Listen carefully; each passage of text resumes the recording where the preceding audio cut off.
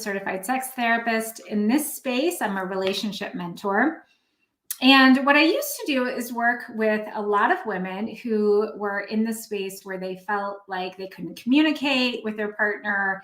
They had sexual disconnection with each other. They weren't sure if they could stay or go. And hi, Nicole, nice to see you here. And Nicole is one of my oldest friends in the world. So how happy to have you in this space. Really nice. Anyway, so I used to work much more traditionally with women. And what I do now is much more up-leveled. And I say it's up-leveled because the women who come and work with me have often been through a lot of therapy. They've read a lot of books. They've gone on retreats. They've maybe done ayahuasca ceremonies. They have engaged in so many self-help practices, spiritual or religious practices that they have. So they have quite a lot of insight. But what happens is they get stuck in the application of what they know. And how I think of that is they're stuck in a timeline. So I have a visual. Those of you who've been around in my space for a long time know I used to use whiteboards a lot and then I stopped. But I'm bringing back the whiteboard, baby, because I love a whiteboard and I love a marker. So we're going to do it. Okay. So when you're stuck in a timeline, a version of you that isn't working, here's kind of how it goes. Is rather than moving forward, you're in this circle, okay? And so what happens is you have some situation with your partner and you have an argument. And there's a part of you that knows you should get off this kind of hamster wheel that you get stuck in your relationship. You know you should exit because you read that book, you talked to that therapist, you did that thing, and you try to exit this particular timeline that you've chosen, but you can't do it because you're annoyed, because they're not doing anything different, because it seems like, why bother? Nothing's going to change anyway. And so then you loop back to this timeline, right? And I call it a timeline, but what it really is it's an identity. Okay, so the women who are here who've been around for a while or who've worked with me know that what they're doing when they work with me is they're upgrading their identity, because the identity here includes this little loopy thing that says something should change. I don't know how to do it. Why bother? And then I get right back on this treadmill, right? And I'm on this treadmill of thoughts, why bother? Nothing's going to change. Emotional states of depression, anxiety, fear. What's going to happen if I leave? What's going to happen if I stay? Practices of not prioritizing intimacy, not prioritizing yourself, not taking care of yourself, putting other people before you.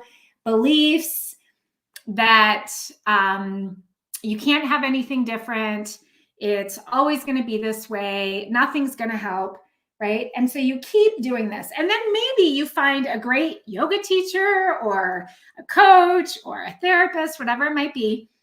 And you start to leave this timeline, right? Like you're like, oh, this thing. And how many here have done the thing where you go to the retreat and it's amazing. And you're like, oh my gosh, this is going to change my life. I learned all these things. So you start exiting the timeline, right? And you start leaving the timeline and then you go back home. And you go back home to the same kids, the same house, the partner that didn't do a damn thing while you were gone, whatever. And then you get right back into this old thing. Is this making sense to you? And so you have all these invitations to exit the timeline, but you go right back to this old identity. That's how I think of it. And so the women who I've been working with, thank you, Nicole, I think you're raising your hand. I know what this is like. I lived here for a very long time and just kept looping back into this old place.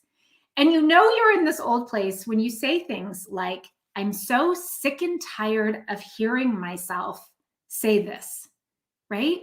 Those of us who have really old friends who it's like we're saying the same thing about our life, about our partner, about our money. I mean, it can be anything, right? In this space, I talk a lot about marriage or relationship, but It's any relationship. It can be a relationship with your adult child, with your mother, with anything. We do this where we loop back into this, the most comfortable, and comfortable means known. It doesn't mean easy, right? The most known identity, the most conditioned, the most practiced one. So we keep looping back into that space. And what I do when women say yes to me, Sarah says her body, right? Let me just say, and Sarah, on one of our next graduate group calls. So one of the things that when women work with me in my VIP program, we meet monthly, even after the 8 weeks that we're together. So some of the women in this space I've known for years now, and they keep coming to our monthly calls where we get to continue talking about how to apply this to parts of their lives, like money, like body, right? One of the things that has happened for me is I've finally gotten off of this with my body recently, which is like, holy moly, what a breath of fresh air. So anyway, you can apply this to any part of your life. So what happens when women say yes to stepping into a new timeline is they have this invitation to get off, and they do, right? So many women who work with me say, I feel like things started to change as soon as I said yes. And I'm like, yeah, they did, because you said yes to exiting off of this timeline. You finally said yes. And in this new timeline, what you do is you start building a new identity, right? Which is what you need. You need a new identity, and a new identity comes with new feelings, new thoughts. That's my abbreviation for thoughts, new behaviors, and new beliefs.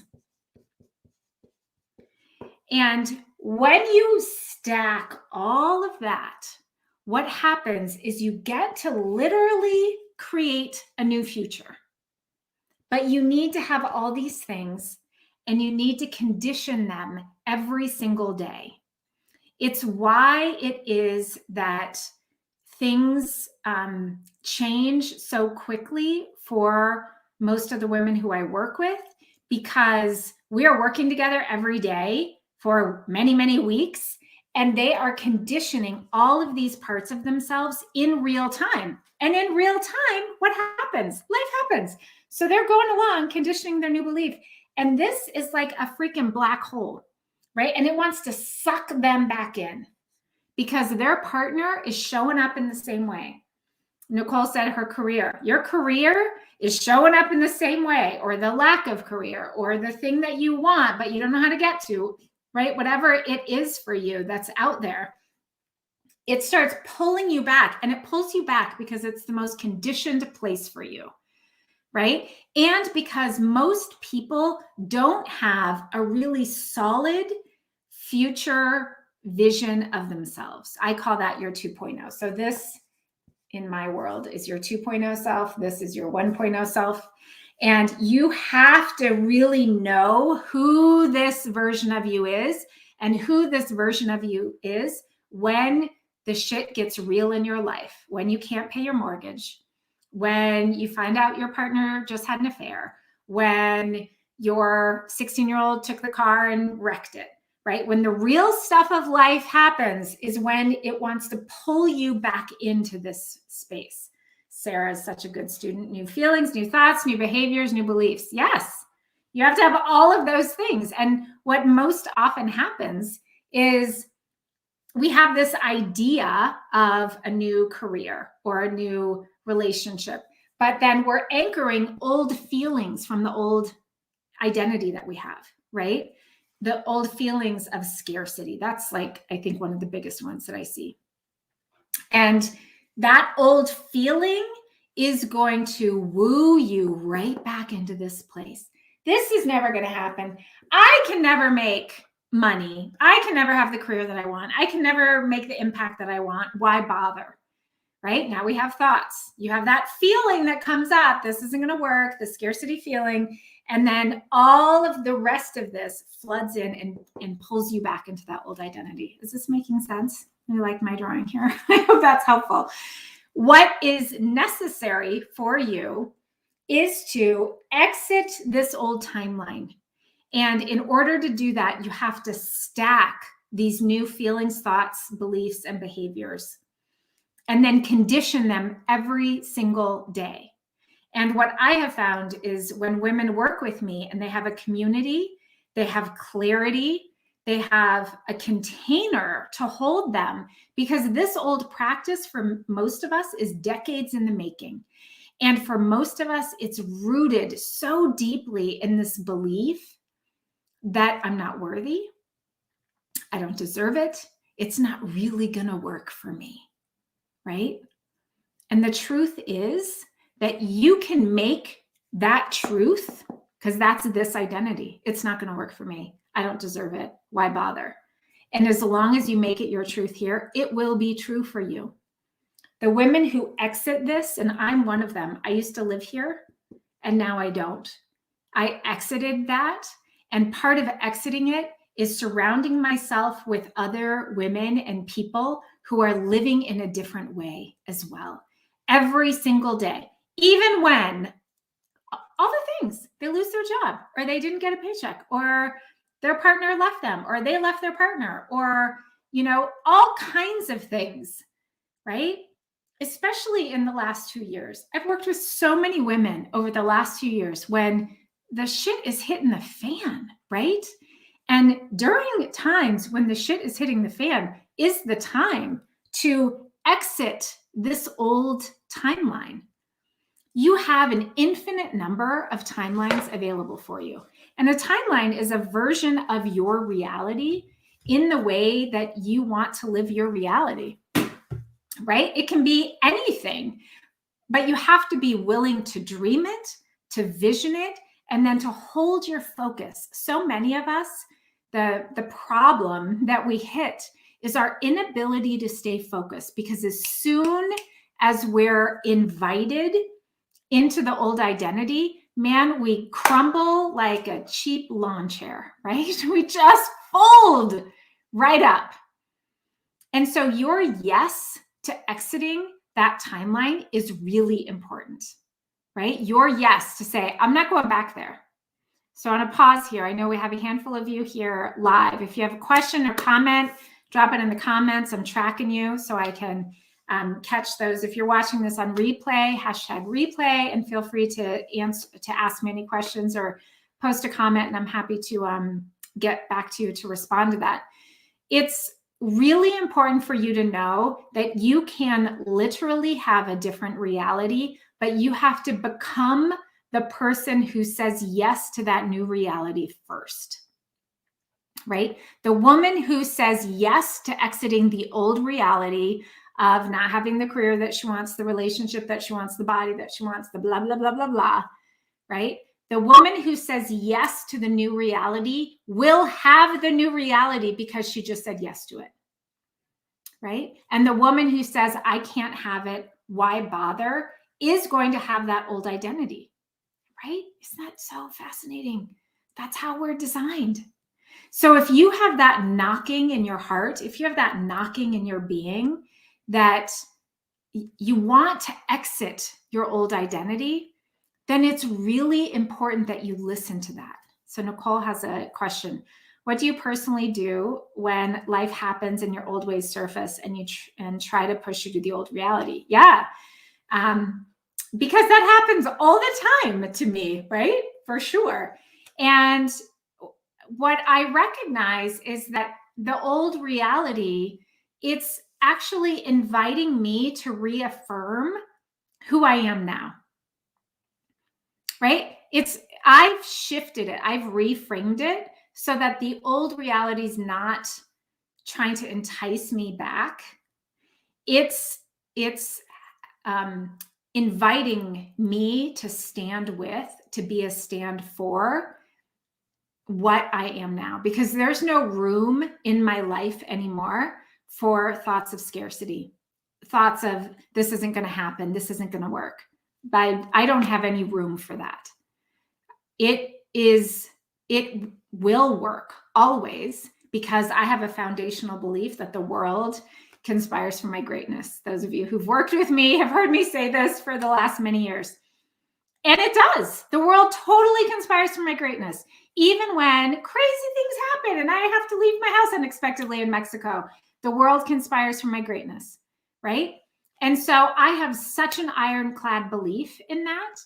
And here's a real life example for you. You know, like we're now living in Southern Arizona, not part of the plan. And here we are. And I just had the most wonderful tea date with a new friend, my first new friend in my little town of 1,500 people.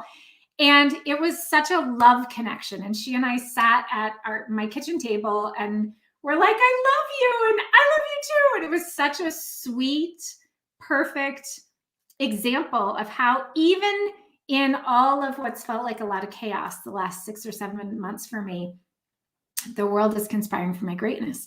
And I know that that's true and I believe it. And that old story that I have, that it's hard for me and I'm always on my own and nobody's going to help me and all of that stuff, it is not my reality and I don't have room for it. And when it comes up, it's an opportunity for me to say, still not my reality. Thank you very much. Still not my reality. So I hope that's helpful. Oh, thanks, Nicole. Yeah, thank you. I'm glad you feel like that's brilliant. Sarah asked, when we are practicing a new behavior, what's the most important thing to practice? Really anchoring a belief around the practice, right? And feeling it, like the power of the feeling. We have to deeply feel that pleasure. Like if you're practicing growing pleasure doesn't happen from here. Like, oh, that feels so good when, you know, he or she touches me that way. Pleasure happens here. Gratitude happens here, right? Don't say thank you if you don't feel it. Like if you don't feel moved, right? Don't pray if you don't feel that like pull to be devotional, right? And so it's like any new behavior must be anchored in a real embodied emotional state. And so find that emotional state in you, because that's what creates really powerful internal programming. And then you're going to want to pivot back there over and over again. And it really weds it in your body. So you have those 4 things. So, right, you have the behavior, but then you want to have that emotional state paired with it. And then a belief around that as well. Like the belief around why it is that this new practice of yours is amazing, right? And is for the best, your highest good. Sarah, who couldn't love you? Oh, sweetie, you're so kind. I know. I love me too. And I would love to have tea with myself and I would have the same feelings, but that's because that's me, right? Like we attract people who are like us. And I was really grateful to attract someone who feels like we speak the same language. And she's a mirror of me and I'm a mirror of her, right? So she was mirroring my beauty and I was mirroring her beauty. And in that we could find connection. Does that make sense? Because the people around us are mirrors for us. It's the same in our relationships, how when we have struggle with career or money or a relationship, the struggle is we're being shown our shadow, right? And all of us are in a dance with our shadow parts. We can't have shine without our shadow, right? So I hope this is helpful for you all. You get to choose a new timeline, and there are an infinite number of timelines that you can choose. If you are one of the women who has been on retreat, or you've done ayahuasca, or you've done a vision quest, or you've done any of those things, and you've tried to exit your timeline and then come back, you probably need a container to help hold you to get you to the next level, right? And if I'm speaking to you and you're interested in that container, I would love to have a conversation with you. So DM me. I have a really amazing program that many women tell me is life-changing because they exit that old timeline. And even though they're invited to go back there, like all of us are over and over and over again, they have the tools and the strategy, the beliefs and the practices to recommit, right? Just like in 12-step, in being sober around an addiction, the daily commitment of recommitting to your sobriety is where it's at, because at any moment you can go back to the bottle. And it's the same with this. At any moment, you can go back to your old timeline of being resentful or critical or blaming your partner, blaming your marriage, or living in scarcity or whatever. You always can go back. It's learning how to be so resolutely committed to who it is that you are now and how it is that you want to be. And some of us, we have to recommit 29 times a day or more, right? And it's learning that pivot. We call it a pivot, learning that pivot to recommit to yourself. Thank you, Sarah, for sharing that it was life-changing. It is. It's a big deal to get off that old hamster wheel. So DM me. I am enrolling for my January cohort and would love to have a conversation with you, see if this is a good fit for where you are at and who you are. Thank you so much for being here. If you're in my Facebook group and you have other women who you feel like would benefit from some of what I share, please invite them to this space. Oh, thanks, Elizabeth. I really appreciate that. I appreciate you being here and participating in this way. Please invite them to my space here. I have a YouTube channel and I post these videos there as well. And I write content 4 or 5 times a week. And I do that because I know that we need pointers to come back home to our own heart, our own knowing, so that we can live in the highest version of ourselves, which is really what we're being called to do right now. So thanks again for being here. I look forward to seeing you next week and sending all of you so much love. Bye.